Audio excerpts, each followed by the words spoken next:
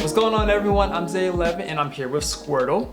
In this video, I'm going to be talking to you guys everything that you need to know about the Apple event, everything that they covered, the most important things, and my personal opinions on all of these things as well too. So before this video begins, if you want to leave a quick like just to support the video and support the algorithm so my videos can be more suggested, that'd be a huge thanks. But without further ado, let's just hop right into it.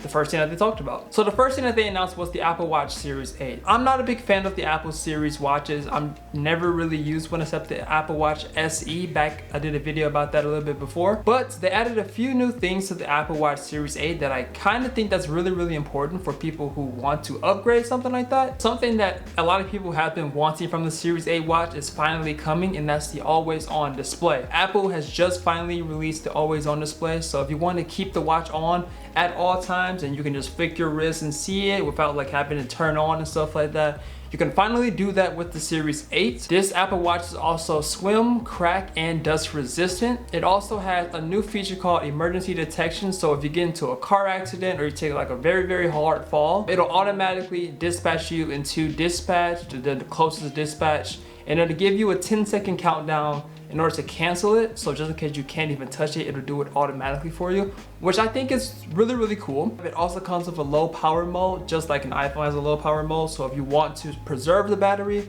you can do it. And on a Series 8, you can have up to 36 hours on a full charge with low power mode. So that's basically 3 days is what they're claiming, but we'll actually have to see if that's really true or not. And that's all the things that's important with the Series 8 that the average person will look at. And this is starting at $399 with the GPS, and with the cellular, it can go up to $499 and up. They're also releasing the Apple Watch SE. They didn't really talk about it and market it as much in this. They really marketed a lot about family things. This is going to be starting at $249 for the GPS and $299 for the cellular one. And as we all know, all Apple devices are going to have a Pro/Ultra model. The Apple Watch has finally got their Plus model, and they call it the Apple Watch Ultra.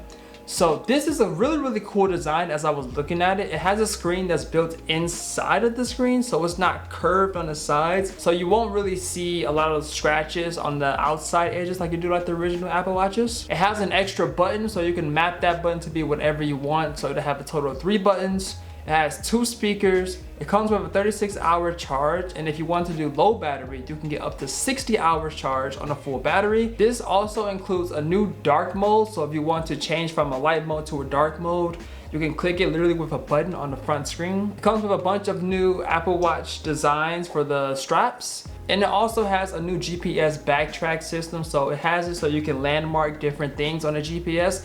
And you can also backtrack all those things that you like put on or like waypoint or something like that. If you're like in a desert or somewhere in the woods and you lose where you're at, you can go back and trace all of those steps back. Something that I can't justify myself is that the price is $799 starting for this. So this is just about as much as an iPhone. So I don't think this is for the average consumer. If you're just someone who just wants to pick up a watch for just like basic things, I don't recommend getting the Ultra at all. This is more for people who do like sports or hiking or climbing or do like a lot of outdoor adventures and stuff like that, but definitely not for the average person. Okay, so next up is the AirPods, and they only introduced the AirPods Pro.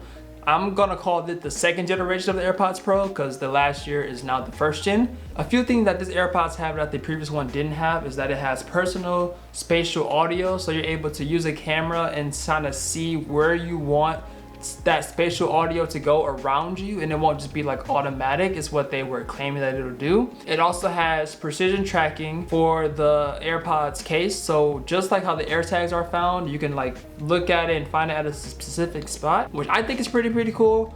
Also on the AirPods case, they're going to be adding a speaker at the bottom of it so you can actually hear a tune for it for finding the device as well. Now, one thing that I really love about it that I wish they added on the AirPods first generation is that they finally added 4 different sizes to the air cups.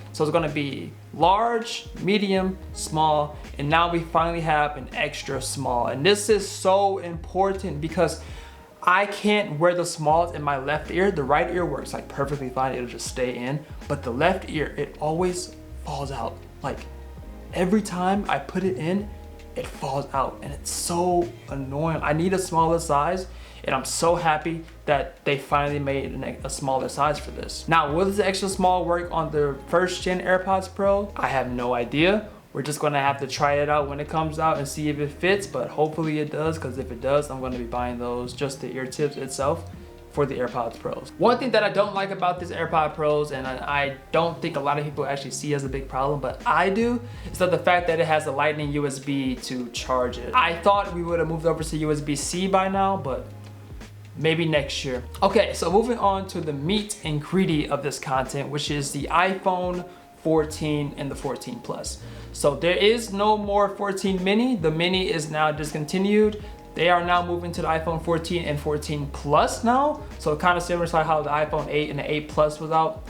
It's basically like that. There's nothing new about the iPhone 14 compared to the iPhone 13. You're basically getting everything that you've got with the 13 with the 14.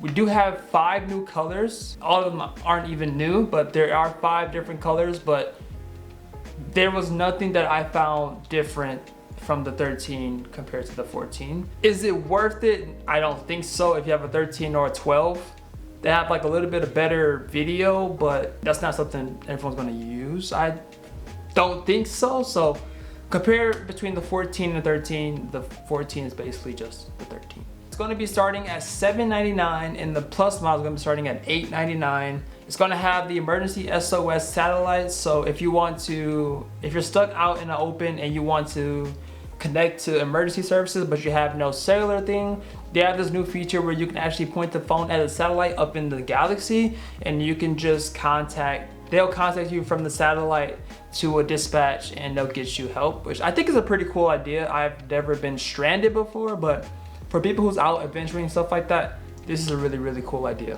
One other downfall that I've seen about this is that this is gonna also have an eSIM, so electronic SIM.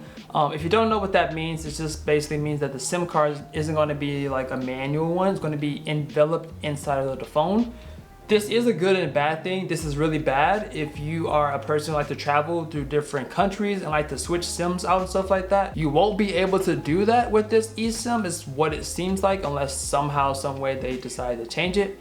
But if you're one of those people who go to different countries and stuff like that, switching SIMs won't be a thing with the 14 and 14 Plus. Okay, and finally, something that we've all been waiting for is the 14 Pro and the 14 Pro Max. So these is going to be coming in a 6.1 and a 6.7 display.